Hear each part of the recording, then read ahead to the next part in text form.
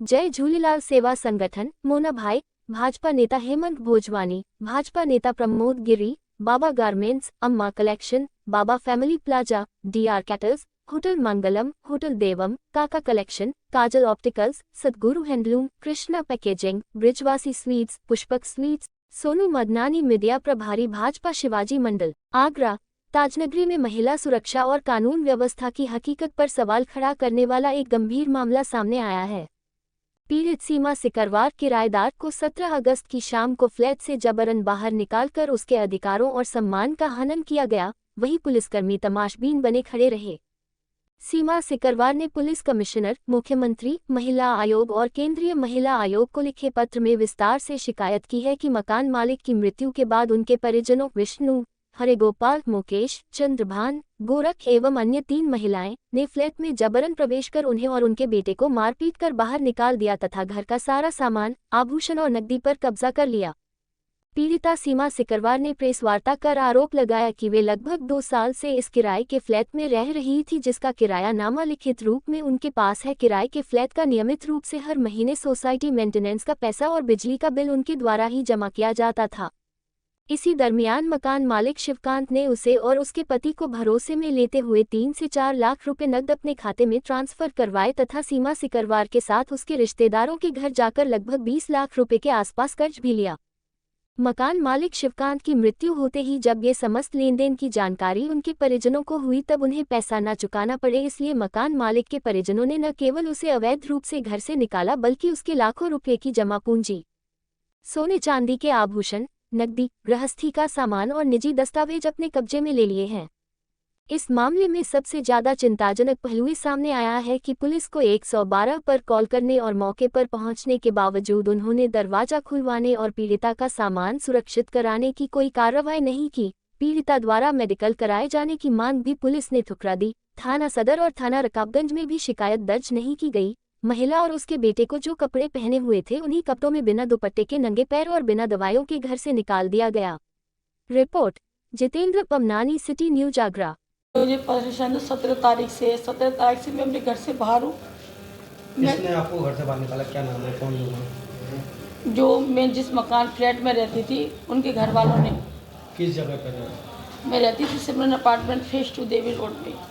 तो घर से बाहर निकाले का क्या कारण है, क्यों बाहर निकाला और पुलिस में आपने क्या कार्रवाई तब पुलिस ने की है? मैं भाई साहब 10 साल से उसी कॉलोनी में रह रही थी। मेरे बच्चा सेंट पीटर्स में पढ़ता था, उसको पढ़ा रही थी। 2 साल से ही मैं उस फ्लैट में आई। उस फ्लैट का जो होता है ना बिजली का बिल वो मैं भर रही थी और उस सोसाइटी का भी बिल मैं भर रही थी और जो पार्किंग का वो होता है वो सब मैं ही कर रही थी उस मकान का।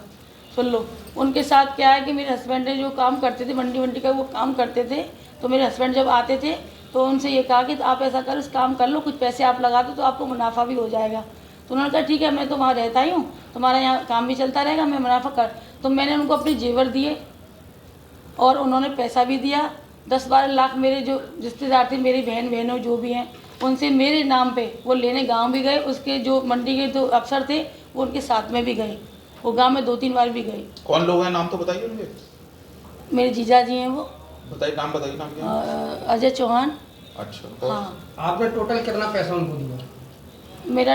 मेरा चीज़ है 10-12, मतलब मेरी चीज़ होगी करीब 10-12 लाख की चीज़ है मेरी। और बाकी कुछ कैश दिया था, ट्रांसफ़र बैंक का जो ट्रांसफ़र होता है 3-4 लाख का है। कैश कितना था? कैश मतलब हाथों से जो दिया था। चलो, अब क्या चाहती हैं आप? भाई साहब मैं ये चाहती हूँ कि जो मुझे रात को घर से उन्होंने निकाला है मारपीट करके, सुन लो, उसका मुझे न्याय चाहिए। क्योंकि उन्होंने बिना कहे जो जब वो ख़त्म हो गए 4 तारीख को, जिनके नाम पे जो मेरा वो था वो ख़त्म हो गए, तो उसके 3 दिन बाद उनके घर वाले मेरे पास आए और उन्होंने मुझसे पूछा। तो मैंने उन्हें बताया ये सामान है, 2 कॉपियाँ भी उनके हाथ में मैं दी। तो भाई साहब ये सामान मेरे पास है उनका, आप ये ले जाइए। तो उन्होंने कुछ नहीं कहा। मेरे हस्बैंड भी थे जब मैंने, और उन्हें ये भी पता चल गया था कि हस्बैंड की टिकट है। मैंने उनसे ये भी कहा था ये तो कल चले जाएंगे भाई साहब। मैंने सोचा 12 दिन हो जाएंगे तो मैं अपना काम बताऊँगी उनको जो मैंने लेन देन किया है उनसे, लेकिन उन्होंने मुझे मौका नहीं दिया। जैसे उनकी 12वीं हुई, सुन लो, 16 तारीख की उनकी 12वीं थी, 17 तारीख को वो लगातार 20-25 नीचे थे, 20-25 ऊपर, वो मेरे घर में धम तिवाड़ तोड़ते रहे, आते रहे। मैं पुलिस को फ़ोन करती रही। शाम को 5 बजे उन्होंने मेरे पर कब्जा कर लिया। सुन लो, मुझे एक चुन्नी का, कुछ चुन्नी का मतलब चप्पल तक मेरे पैर में नहीं थी। मेरे बच्चे को बहुत मारा भाई साहब। आपने इसको पुलिस में शिकायत की है? हाँ, मैंने 112 पे 3 बार की थी। सदर थाने भी मैं गई थी, मेरी कोई सुनवाई नहीं हुई। उसके बाद जब मुझे घर से निकाल दिया गया तो मैं रात को बैठी रही, क्योंकि करेंगे क्या औरत क्या। मेरा बच्चा भी परेशान, मेरे बच्चे को फेफड़े की दिक्कत थी, जिसके कागज़, मेरी दवाई के कागज़, मेरे डॉक्यूमेंट्स, जितनी लिखा पढ़ी मेरे घर में थी, बैंक के कागज़ सारे उसने जब्त कर लिए। आज भी वो वहीं पे रह रहे हो, मैं घर से बाहर रह रही हूँ। और एक बात और है कि मेरी इज्जत भी सुन लो, कोई मतलब की नहीं। जब घर से औरत बाहर रहेगी, क्या करेगी औरत। मेरी जान को भी खतरा। मुझे ये भी कह रहे हैं वो कि अगर ज़्यादा नाटक करेगी तो हम तेरे खिलाफ़ करेंगे, तुझे जेल में सड़ा देंगे। मेरी क्या गलती है बताइए। मैंने मकान कब्जा तो नहीं कर रखा था, मेरे पास तो सारी चीज़ें। आपको धमकी दे रहे हैं उनके नाम क्या है? जो दम विष्णु हैं, राम गोपाल है, हरि गोपाल है, मुकेश है,